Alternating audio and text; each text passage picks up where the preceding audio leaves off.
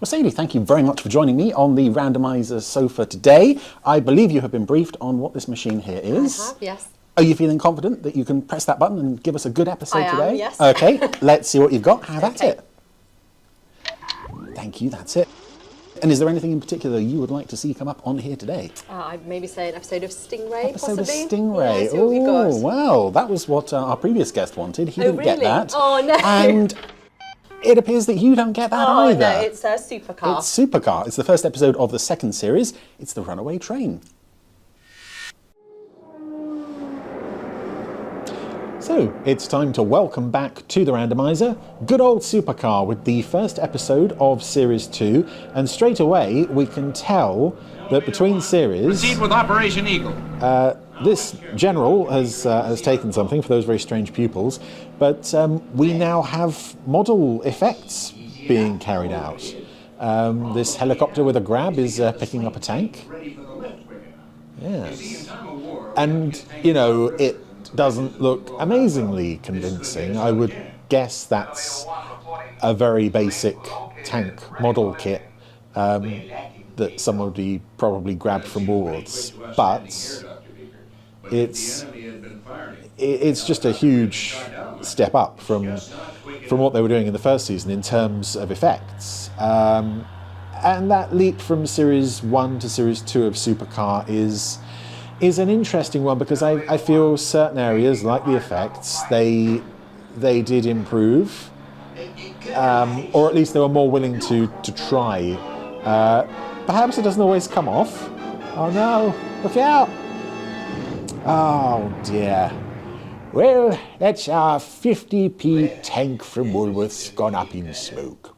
Yes, but equally, we've improved with the effects, we're more willing to make advances, but there is at times a step back in terms of some of the storytelling. Not always.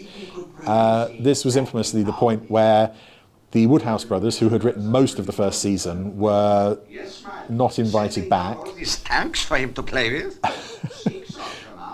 And Jerry and Sylvia basically wrote the remaining 13 episodes of the series. Some stock footage there. Also between seasons, George Marcel has left, and Cyril Shaps is now voicing Professor Popkiss and Masterspy, and also some of the puppets. Actually, I think really most of the puppets look a bit different, and on the whole, I don't think they look better. Popkiss hasn't changed that much, Mike hasn't changed that much, but Beaker and Mitch in particular, the eyes are just not the same in the Series 2. These things can't always be expected to work first time, you know. You were supposed to be in this room when the massive explosion went off, Jimmy, but you know... Factory. Oh dear. So Beaker is working on something to assist in the lifting of tanks. Second test. And I do like the humour in this episode. Unsatisfactory. Yes, we are coming up on quite a silly, but it's the July 10th. I know. Which we've established is a Captain Scarlet Day, except it's also the day in Supercar history when there was an explosion at the Black Rock Lab. Check. Yes. So Beaker is working on something. He appears to have succeeded. He's very excited here. I think I can claim success. Even though I don't think anybody I've got an idea this could be pretty dangerous.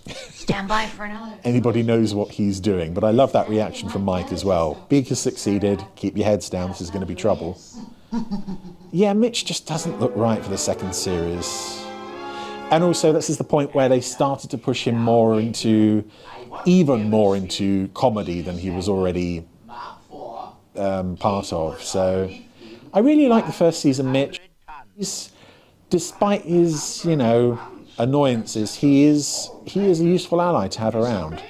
Not so much in the second series. But Beaker has developed an electromagnet for Supercar. On towards the magnet. To assist with the lifting of tanks and other heavy things. That will register the pulling power of the magnet. Yes, so perfectly safe to turn on. Because, of course, nobody in the Black Rock lab has any kind of metallic objects about their person. Dear.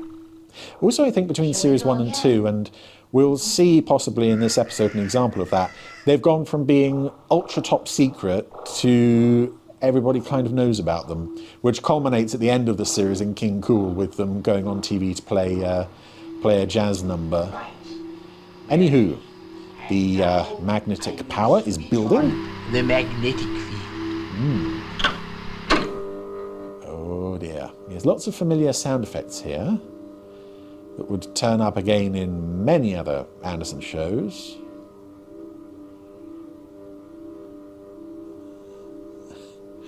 Some nice body language in the mic puppet there. Well, yeah, it was very impressive. I even feel it pulling the buckle on my belt. Here we go, comedy time. Trousers come down, watch is off. Mitch, I suppose It's a good thing nobody has like a pacemaker, or do pacemakers have metallic components? Fillings might. Earrings. But Beaker just looks at the chaos and loves it. It's satisfactory. It's proved that it'll lift over 150 tons. It's pulled out every screw and nail in the lab. It's broken your belt and your pants are falling down. And now will you please switch it off? It's one of my favourite Graydon Gould lines, that bit. I said before, I always love the reluctance and exasperation that goes along with being Mike Mercury, especially when Beaker's around. So that's just a lovely We'll moment. soon be airborne, Colonel. And then we will demonstrate with Supercar how the new magnetic grab works. Oh, you mean you fitted the magnetic attachment in Supercar?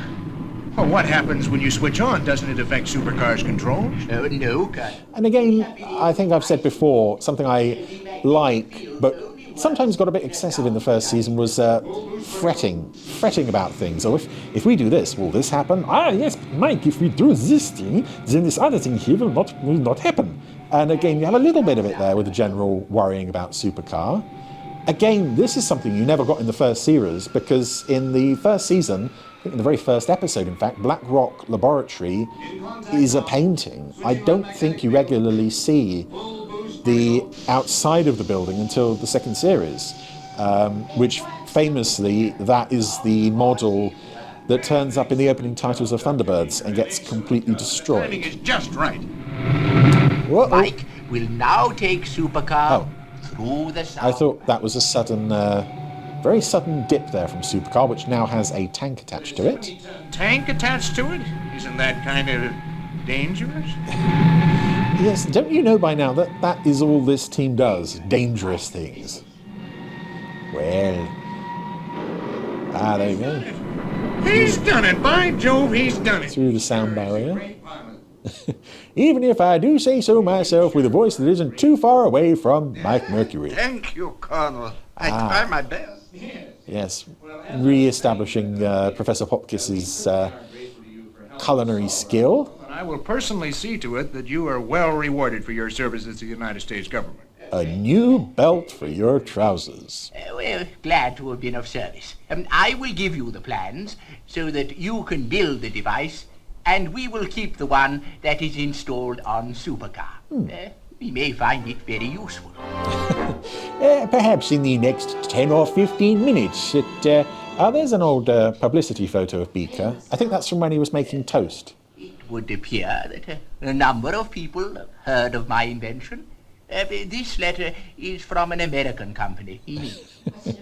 It's from a Mr. Masterspy. Going to England? Well, you know how it is with Beaker, Jimmy. Any excuse to visit the old country. But you're not going. Yeah, so that seems to be the first time that the Supercar team has got any kind of fame or public acknowledgement. And instead of being concerned about it, as they had been previously, now it's like, oh, great, free publicity. And another very cramped Supercar journey. Legroom in that thing is just... I would have to imagine that Hopkiss's knees are just under his shoulders. Under his shoulders? Under his chin. I mean, technically they would be under his shoulders somewhere, but not immediately below.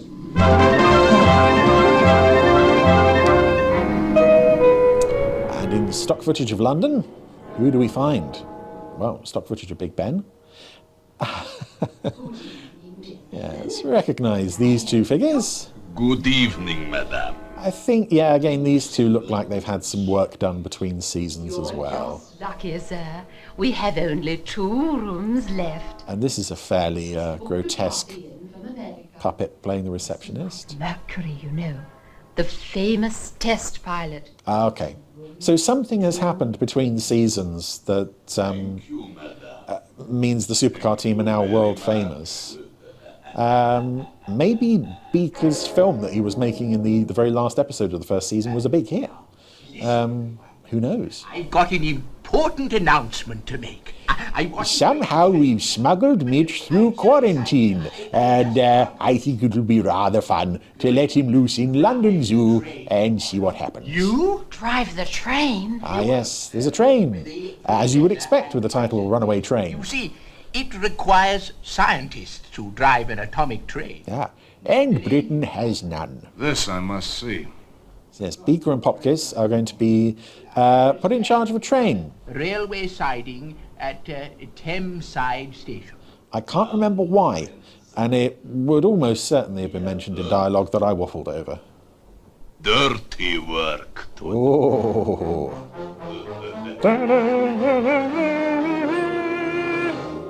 Yes, also between seasons, I think we lose some of the library music, the non-Barry Gray library music that they were quite fond of. And it's all Barry Gray now.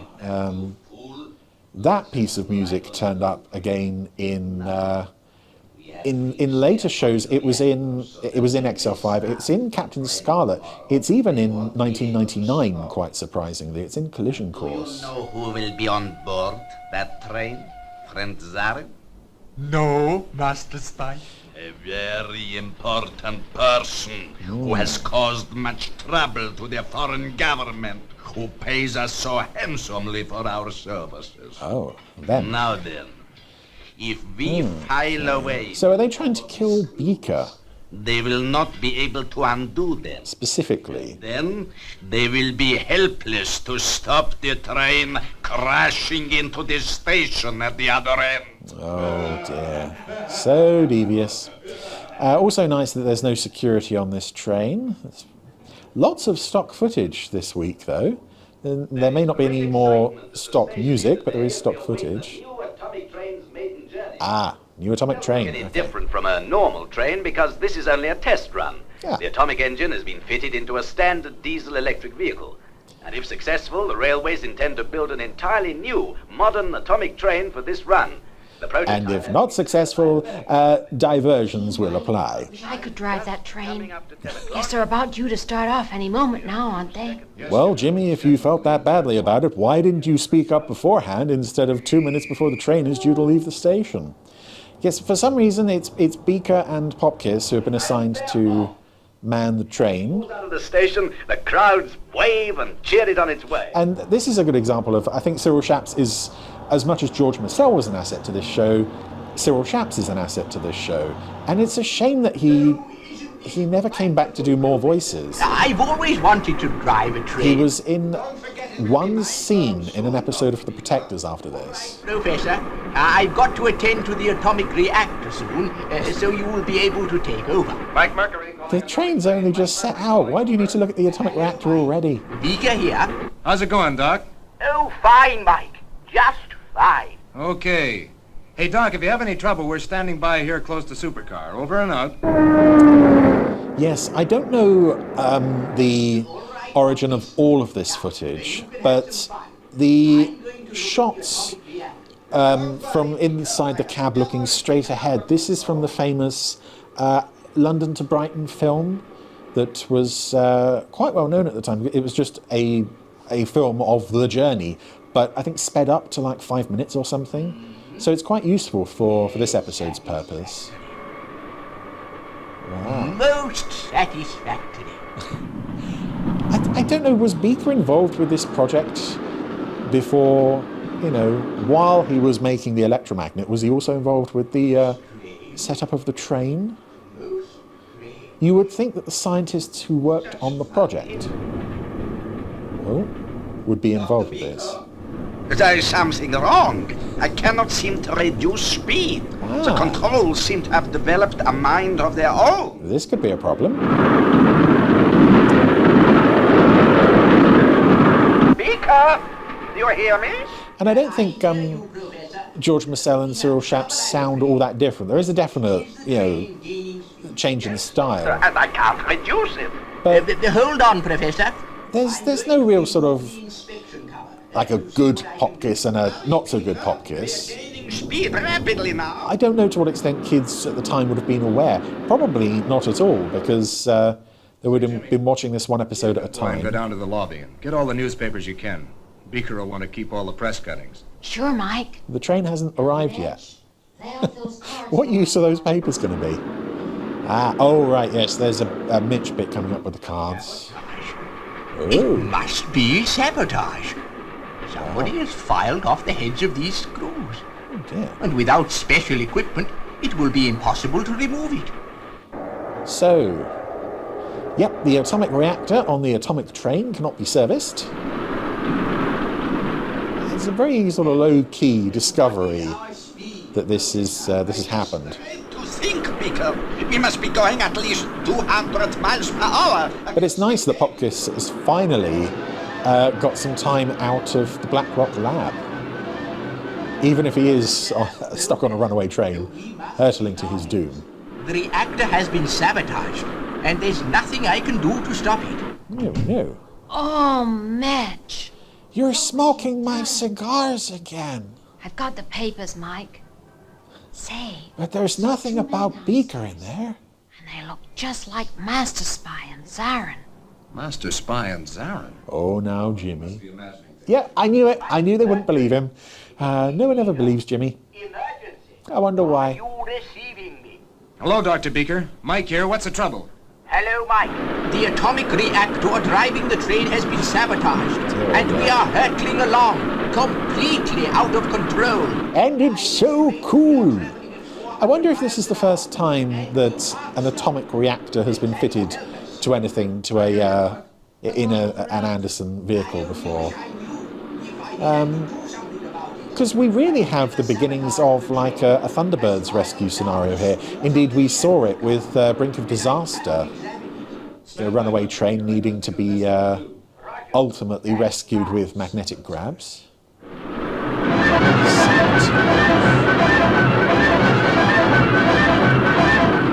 Okay, Beaker, I've got a plan. I'll call you as soon as I can.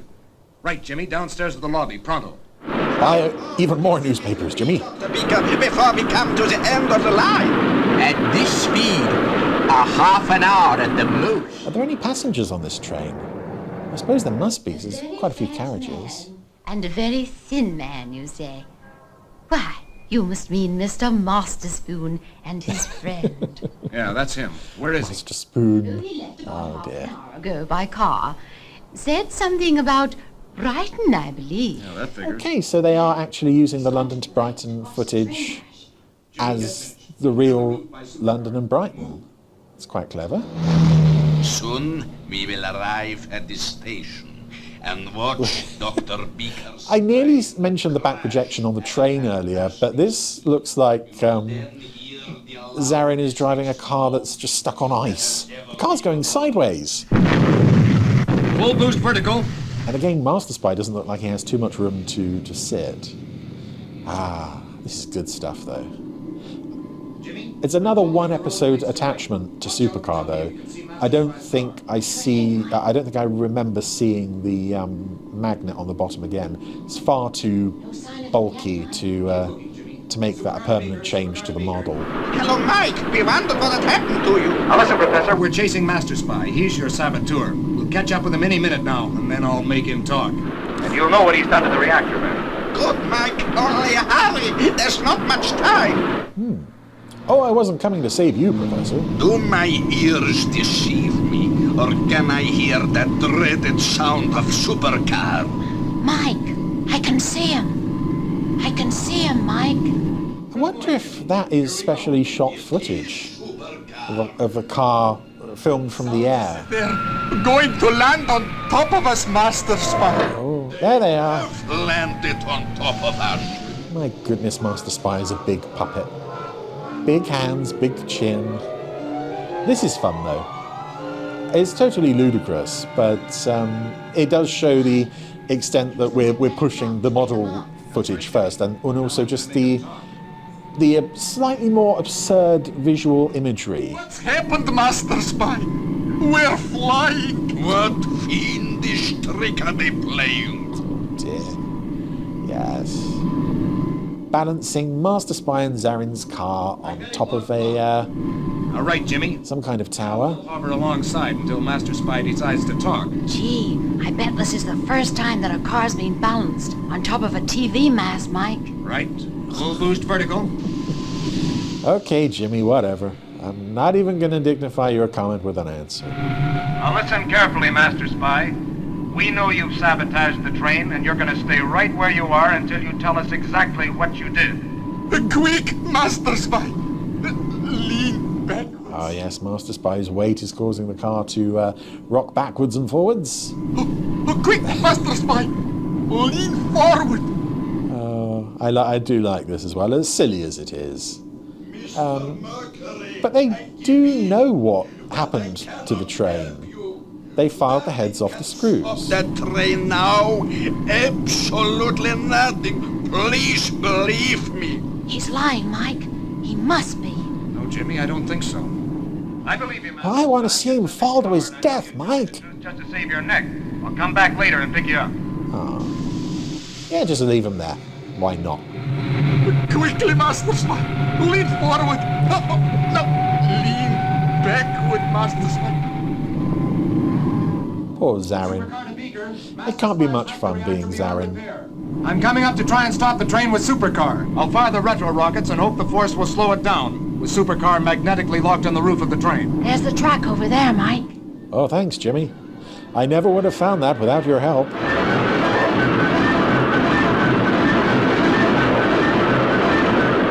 Hurry, Mike! Please, hurry! Aww. It's sweet. It's sweet. I mean, for the time, it's very ambitious. We are almost at the station. And it's great to see them experimenting more with the back projection stuff. Oh, not long to catch up to them there. Good thing Supercar isn't too wide for those railway tunnels. Oh, hurry, Mike! We're at the station approaches. Oh, no! Yes, I should probably have looked more into the history of the London to Brighton footage. I'm sure it must have also been used in other films and shows over the years. Beaker, I can hear Supercar's engines. Yes. That's obviously not a real train. That looks like, again, possibly a train set that they would have picked up from Woolworths. But for a brief shot, it doesn't matter. Landed on the roof of the engine and locked on with the magnetic grab. Wonderful! Now, if he fires his rockets, it should stop Supercar and the train. Firing retro. That's right, Professor. Thank goodness we've got each other to explain the obvious to. Here we go. Supercar slows down the train, having landed on top of the magnet, and just in time stops them at the station. Oh, what would we do without Mike? I love you, Professor. He did look quite close there. Well, thanks to you two, we are perfectly all right. Well, thanks, gentlemen, for the compliment. And now I've got to rescue It's all in a day's work for Mike It Mercury. hangs in the balance at the moment. Quick, Master Spy. Lean backwards. Quick, Master Spy. Lean forward. Backward. This went on for some time. Oh dear. So that was first episode of Supercar Series 2, The Runaway Train. And I'm sure I've said, directed by David Elliott. Which is the first episode of his I've seen on the Randomiser since he left us, which was only a few days ago when this is being recorded. And I've said before, I'm not a huge fan of Series 2 of Supercar. I think the positive changes that were made are kind of outweighed by some negative changes in terms of the storytelling, the characters. But at this point, none of that is really evident, and it really is what you want from the first episode of a second series. It's building on the strengths and the successes of the first year. So absolutely, this is a step up from the end of the first series. It's good stuff all the way along. I love The Runaway Train.